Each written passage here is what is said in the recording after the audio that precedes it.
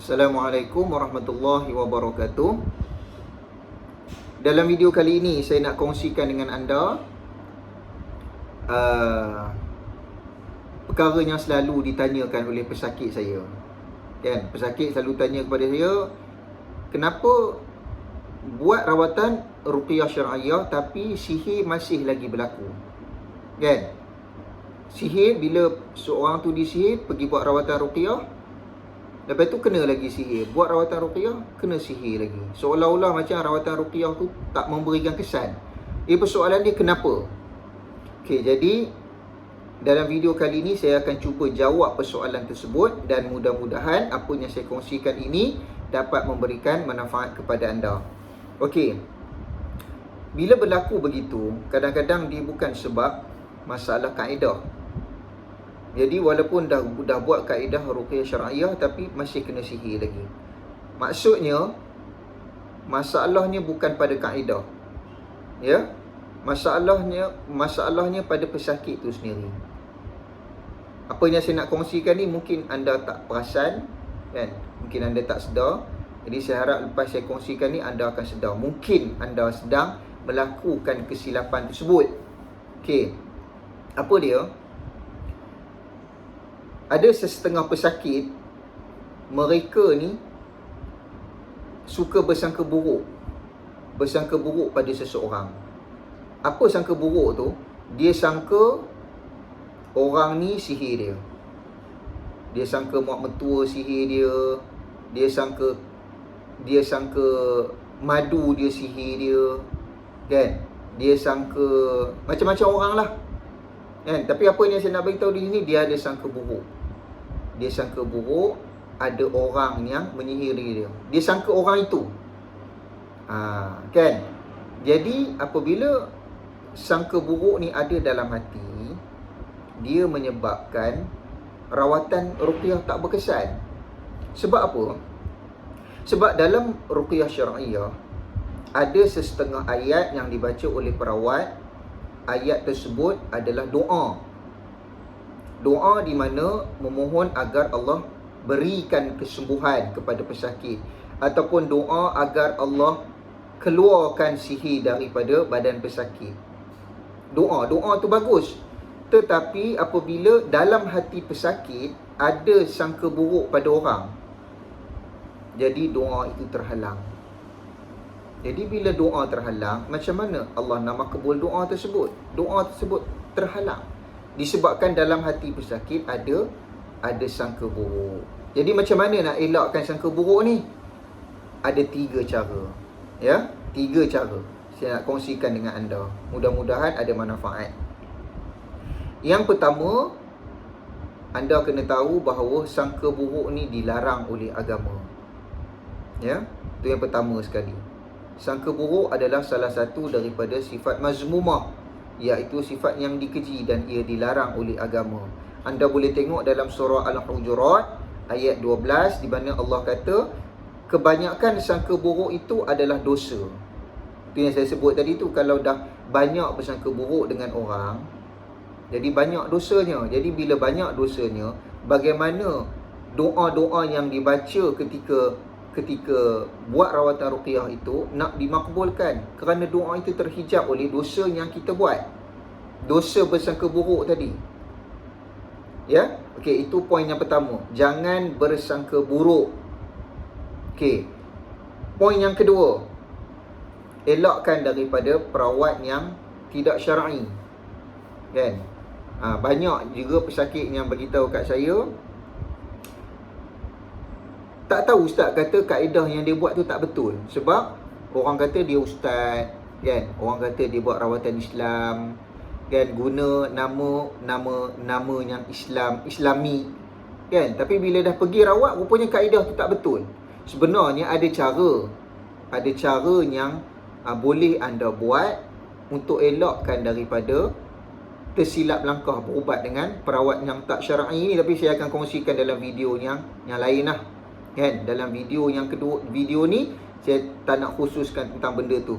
Ya, cuma poin yang kedua saya nak bagi tahu, kalau boleh cuba elakkan daripada perawat yang tak syar'i. Sebab apa?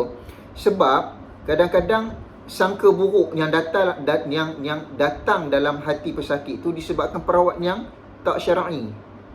Dia bukan sekadar menggunakan kaedah yang tak syar'i, tetapi dia tidak faham tentang hal-hal yang berkaitan dengan keagamaan. Macam mana yang saya nak maksudkan? Kalau perawat yang syar'i, dia takkan, sebab kadang-kadang ada pesakit cerita pada saya yang bagi tahu orang ni sihir, orang tu sihir, kan? Dia kata pesakit kata perawat yang bagi tahu.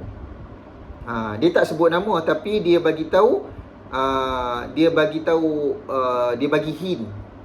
Dia bagi clue. Dia kata orang yang sihir kamu ni orang-orang dekat dengan kamu juga. Jadi bila pesakit dia dengar dan dia percaya pula apa yang dikatakan oleh perawat, jadi masalah lah, kan? Jadi masalah. Mungkin dia ada salah faham masa tu. Dia ada salah faham dengan mak mentua dia. Dia mula syak mak mentua dia yang sihir dia. Ataupun masa tu dia ada masalah, dia ada salah faham dengan rakan sekerja dia. Dia mula rasa, dia mula syak, dia mula sangka buruk rakan sekerja dia yang sihir dia. Okey. Ini sebab yang paling penting kenapa anda perlu elakkan perawat yang tak syar'i. Kadang-kadang punca sangka buruk tu datang daripada perawat yang macam ni.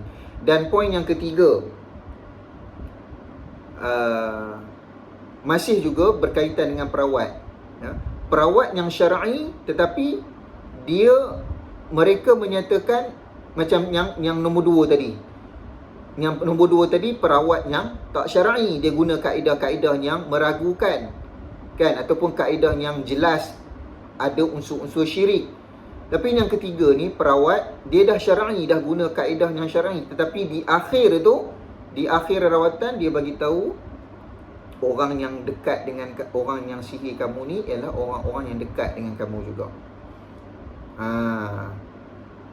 Jadi kalau anda perawat bagi tahu macam ni kepada anda jangan terima bulat-bulat, kan? Bila perawat cakap orang yang sihir itu orang-orang yang dekat dengan kamu juga, bukan tak jauh pun, biasanya begitulah. Anda jangan terima bulat-bulat, tanya dia, macam mana ustaz tahu? Macam mana ustaz tahu? Biasanya kalau anda tanya siapa orang tu ustaz, dia akan kata apa? Saya tak naklah bagi tahu, kan? Tak elok lah, apalah, kan? Sebenarnya bila dia cakap orang yang dekat dengan kamu tu pun dah tak betul dah, kan? Sepatutnya kalau perawat yang betul-betul dia faham, dia tak akan bagi tahu, dia akan kata kamu ni disihir. Kalau pesakit tanya, siapa yang sihir saya ustaz? Saya tak tahulah siapa. Tetapi kamu daripada saya ruqyah, kamu ni tanda-tanda disihir. Sudah. Sekadar itu sahaja. Itu bagi perawat yang betul-betul syar'i dan betul-betul faham. Ya, dia tahu, dia faham apabila dia kata yang sihir itu orang-orang yang dekat dengan pesakit, dia faham apa akibat dia, kan? Jadi anda kena elakkan.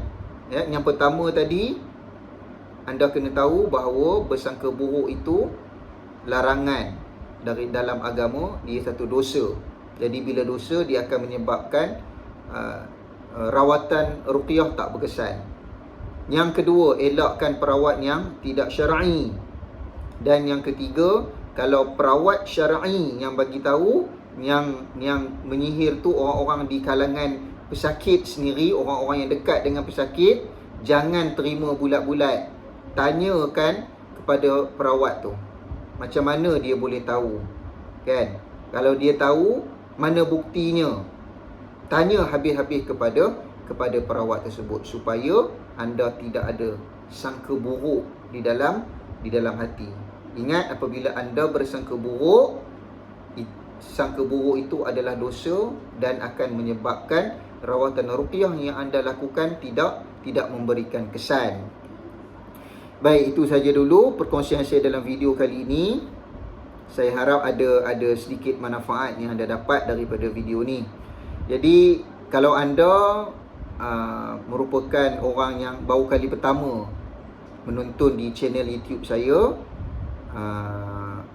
jadi saya mohon agar anda subscribe, ya, subscribe channel YouTube saya, ya. Dan kalau anda rasa video ni ada manfaat, harap anda kongsikan dengan rakan-rakan anda yang lain supaya manfaat dia orang lain pun akan dapat.